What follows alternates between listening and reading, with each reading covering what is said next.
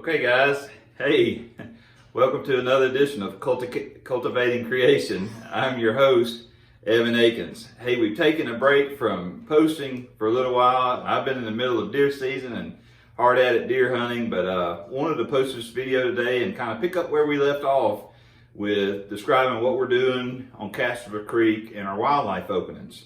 If you remember from our last video, we've been in the middle of creating wildlife openings on a 127 acre tract of planted pines, and boy, we have been having fun opening up and getting places to feed the deer, and that's what the video is about today.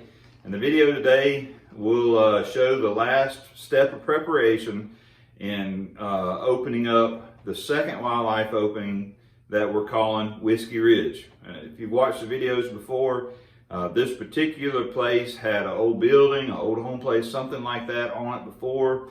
And we went and we burned it and did all kinds of debris removal. And now we've got our good friend Dr. Cates over with T&D Dirt Services here in Enterprise, Mississippi. And he brought his big machine out and he's pushing the debris out of the way. He's pushing pine trees out of the way.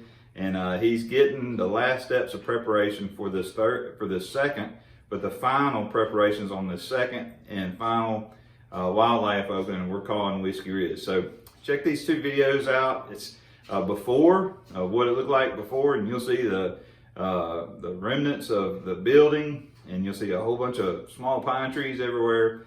And then check out the after. We're really impressed with how it turned out, and hope maybe this gives you some ideas of maybe what you can do on your place. So before and after Whiskey Ridge, check it out. Okay guys, another big day here on the farm. You may can tell we're standing at Whiskey Ridge and finally getting the brush cleared where we can make a pretty decent sized plot. Longer than wide, but there's good reasons for those kind of plots too. But got my friend Dr. Cates out again from TD Dozing Service here in Enterprise, and he's gonna push some of this mess out of the way. And you see the old home place, the old building, whatever it was. And then pan around here,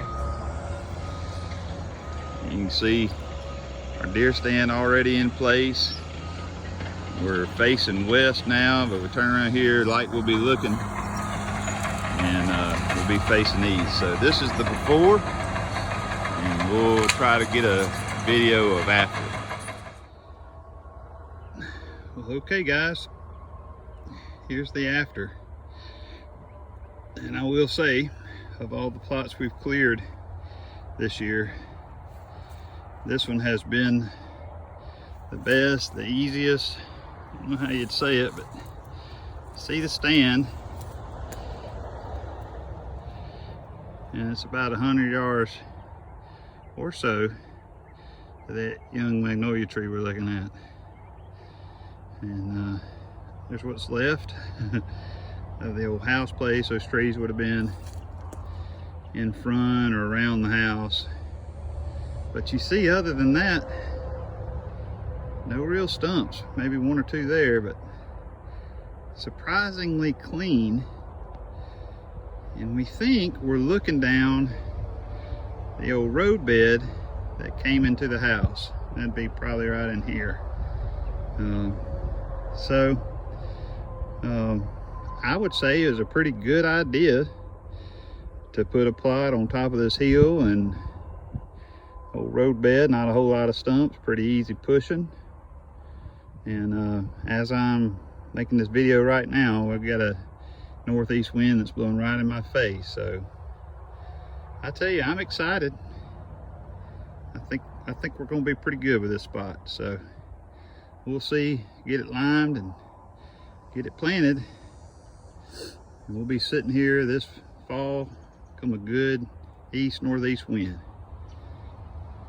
Thanks for checking it out. Okay guys, hey, what did you think about the videos there? That was quite the transformation, wasn't it? It went from a pile of rubble and a bunch of pine trees to the beginnings of a real nice food plot. So I hope you enjoyed that. As I was thinking about Whiskey Ridge and our final preparations there, my mind went to Jesus' parable of the sower of the seed. And this is found in Matthew 13. Jesus actually gives the parable and then explains it. One of the few or rare parables found in the New Testament where he both teaches the parable and then explains it. So I want to read Matthew 13, 18 through 23 for you, and we'll talk about it just for a little bit. So Matthew 13, 18, hear the parable of the sower. And when anyone hears the word of the kingdom and does not understand it, the evil one comes and snatches away what has been sown in his heart. And the one on whom the seed was sown beside, this is the one on whom the seed was sown beside the road. And the one on whom the seed was sowed on rocky places, this is the man who hears the word and immediately receives it with joy. Yet he has no firm root in himself, but this is only temporary. And when afflictions or persecution arises because of the word, immediately he falls away. And the one on whom the seed was sowed among the thorns, this is the man who hears the word, and the worry of the world and the deceitfulness of wealth choke the word, and it becomes unfruitful. And the one on whom the seed was sowed on good soil, this is the man who hears the word and understands it, and who indeed bears fruit and brings forth some 100-fold, some 60, and some 30. So I love Jesus' teaching in the Bible.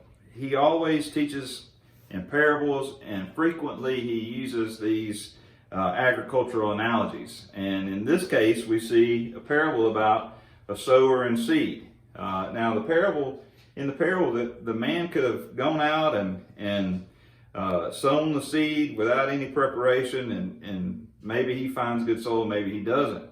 But like we do in any place, he's sowing seed, and sometimes it finds good soil, sometimes it finds rocky soil, and sometimes it finds soil sown among the thorns.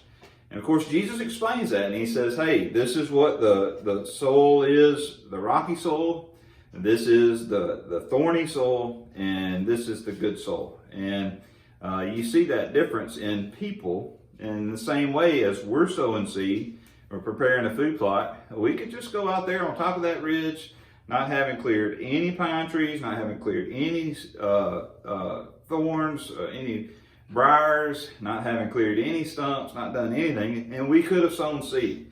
And you know what? Some of them would have come up, and we would have had some sort of a food plot. It would have been a pretty messy food plot, but we would have had some sort of food plot. But we didn't. We took time to go in beforehand and clean that place off, get as much bushes and thorns and stumps and debris out of the way. And at the end of the last video, you saw just a real nice plot of dirt out there ready to receive the seed. And there's a word there for us as we think about our relationship with the Lord, as we think about cultivating the pinnacle of creation, our heart and our soul. There may be a lot of things in our life that get in the way of receiving the word of the Lord. There may be worries. There may be different things that choke out the seed. There may be things where the seed can't find fruit and can't find root. So we need to really think about that and what we can do to make sure our heart, our soul is the best soul for the seed of the gospel to find root. And as he said in the end, some souls produce 30, 60, and even 100-fold. So I guess my question for you today is, what kind of soul is the gospel seed finding in your life? And if there's something that I can do to help you prepare that clean soul bed, just like we did in the video today, man, I want to do it. I want to help you out in any way we can. Just let me know. You can direct message me, get in contact with me some kind of way. We'd love to serve you in any way. So this is what cultivating creation is all about, whether it's cultivating our little piece of heaven in our own tract of land or cultivating the pinnacle of creation, our hearts and souls. So hope you enjoy the video. Stay tuned next time. The next video we post, we should have some after season videos where I want to take the cameras out and I want to video all 3 of these wildlife openings. I want to talk through the process of what we did, how they came up, what we saw on the wildlife openings, and kind of what the results were. I'm going to do that for the viewers, but also for me, so that I can remember come next season and planting season, and maybe do things the same and maybe do things a little bit differently. So hope you'll stay tuned to Cultivating Creation. Props to my number 1 buddy, video camera guy, Riley, and the content creator, Priscilla. So I had my 2 bus buddies helping me today, so big props to them. Y'all tune in next time. Hey guys, I hope you enjoyed this episode of Cultivating Creation. If you did and you want to see more videos like this, make sure to subscribe and turn on that bell. Bye!